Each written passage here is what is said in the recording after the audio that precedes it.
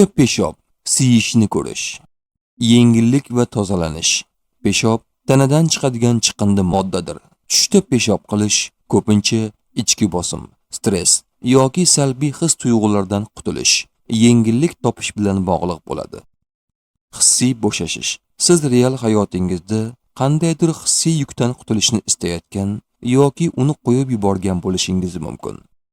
O'zini nazorat qilmaslik, ochiq joyda yoki noqulay holatda peshob qilish, o'zingizni hayotda nazorat qila olmayotgan, sharmandalik yoki xijolat bo'lish holatini bildirishi mumkin. Sog'liq yoki g'am tashvish. Ayrim holatlarda bu tush sog'liq bilan bog'liq tashvishlarni yoki ichki notinchlikni ifodalaydi.